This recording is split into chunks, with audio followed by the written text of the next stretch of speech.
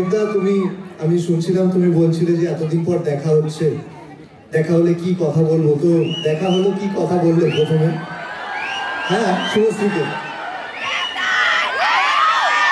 সত্যি কথা বলবো না অ্যাক্টিং করবো? আরে সত্যি বলো, সত্যি বলবো তো। আমি ওর ইন্টারভিউগুলো দেখছিলাম, আমরা আলাদা আলাদা ইন্টারভিউগুলো দিয়েছিলাম।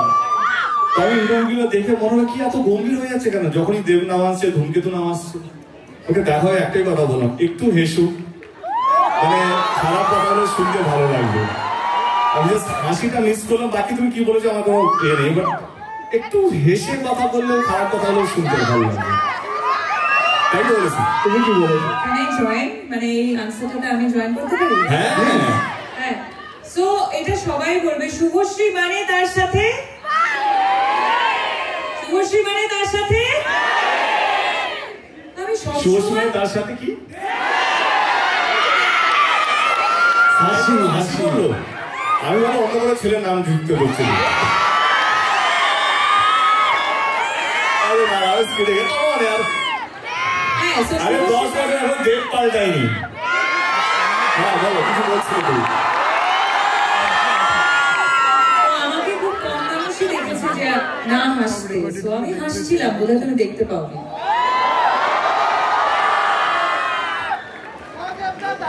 তুমি এতটা সিরিয়াসলি ফেলবে না? আর আমি কি জিজ্ঞেস করলাম?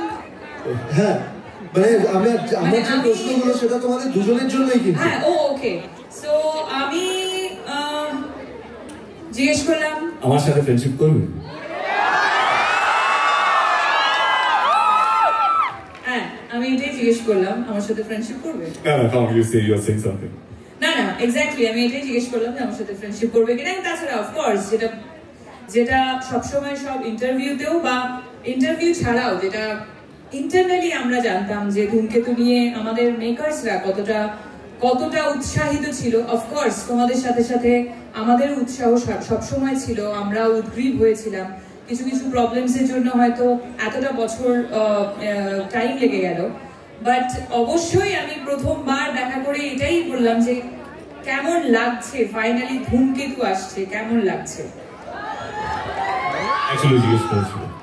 একটা প্রশ্ন করবো তোমাদের দুজনকে। তুই টোটাল কটা করবি? অনেকগুলো আছে, আমি এটা একটু দূরে সরে করি, তোমরা দুজনকে স্টপ করো।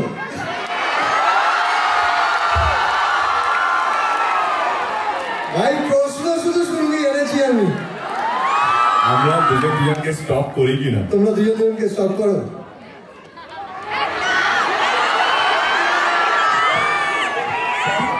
নিশ্চয়ই করতাম যদি সময় থাকতো জীবনে।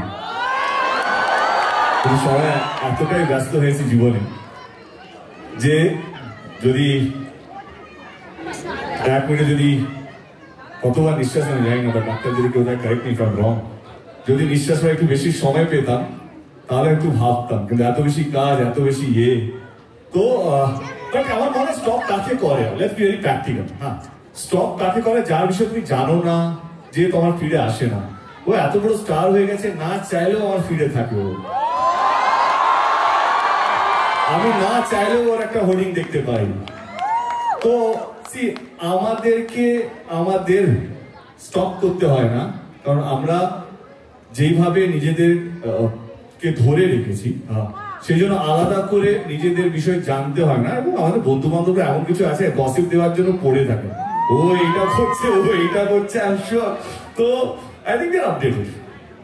আর আমি বলবো যে আমাদের ইন্ডাস্ট্রিটা খুব ছোট একটা ইন্ডাস্ট্রি, আমরা পরিবারের মতো কাজ করি, এবং স্টক কথাটা একটা নেগেটিভ কথা।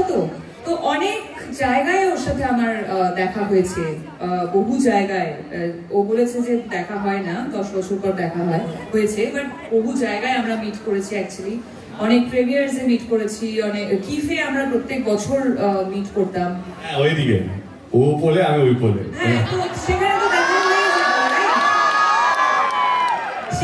দেখা হয়ে যেত, তাহলে আর স্টপ করার তো প্রয়োজন পড়ে না। এবং তার সাথে সাথে যেটা ও বললো যে এত ভালো ভালো কাজ ও করছে, সেই কাজের রিপোর্ট অলমোস্ট যখনই ছবি রিলিজ করে ওর, তখন দেখতে পাই কত সুন্দর করে ছবি প্রমোট করছে।